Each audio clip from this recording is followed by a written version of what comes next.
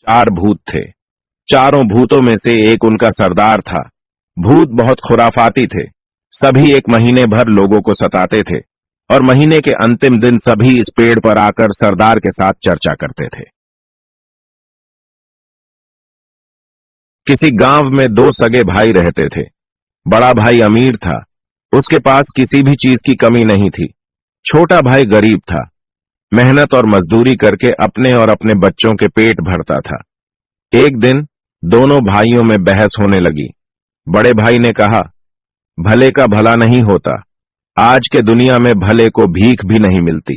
इसमें दूसरे का चाहे बुरा ही क्यों ना हो, अपने भले की बात पहले सोचना चाहिए।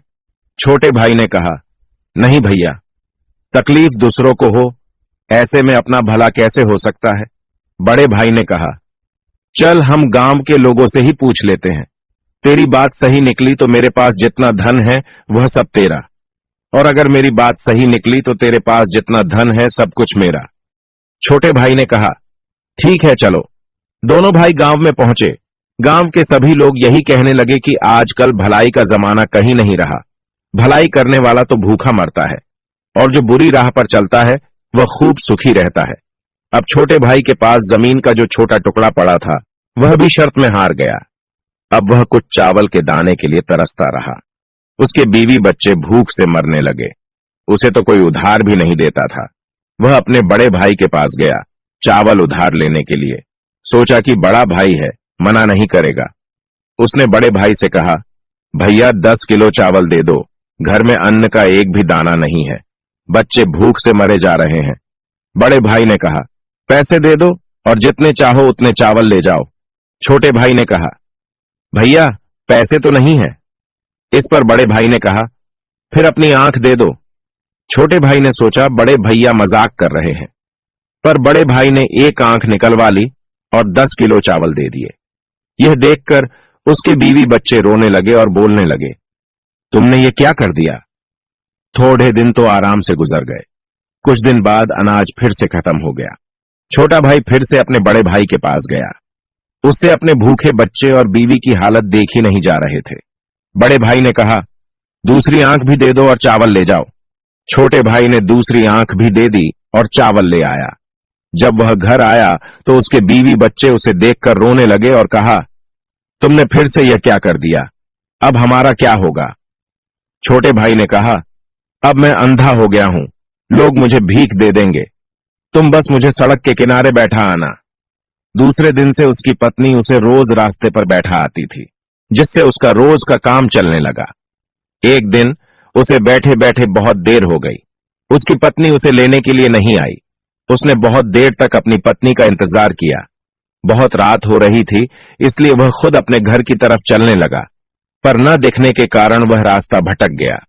उसने सोचा, यही रात बिता लेता हूं, कहीं आगे चलकर रास्ता न भटक जाऊं। फिर वह एक पेड़ के नीचे बैठ गया। उसी वक्त पेड़ से कुछ अजीब आवाज आने लगी। कुछ समय के बाद एक तूफान सा आया।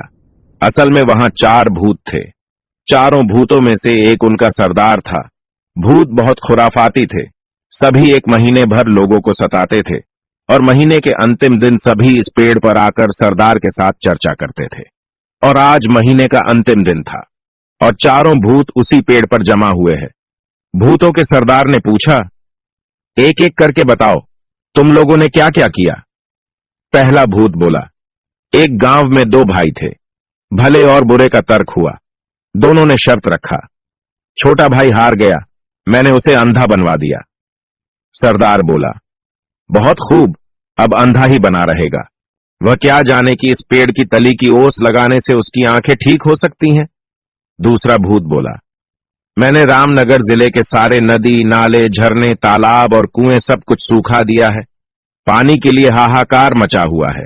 दूर दूर तक पानी नहीं है। सब यूं ही तड़प तड़प के मर जाएंगे।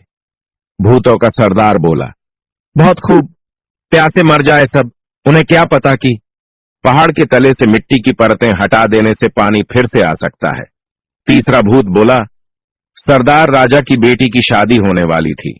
राज्य में खुशियां मनाई जा रही थी, लेकिन मैंने राजकुमारी को गूंगा बना दिया, जिससे उसकी शादी नहीं हो पाई। सरदार ने कहा, वाह, बहुत खूब, अब वह गूंगी ही रहेगी। किसी को क्या पता कि इस पेड़ की झूमती जटा को पीसकर पीला देने से वह बोलने लगेगी। फिर सरदार ने कहा, ठीक है, अब जाओ तुम सब, 1 महीने बाद फिर से इसी जगह पर मिलेंगे। फिर से एक तूफान सा आया और चारों भूत वहां से गायब हो गए। तब तक सवेरा हो गया था। पेड़ के नीचे आराम करता हुआ वह अंधा चारों भूतों की बातें सुन लेता है। अंधे भाई ने पहले वही ओस की बूंदें आंखों पर लगाई।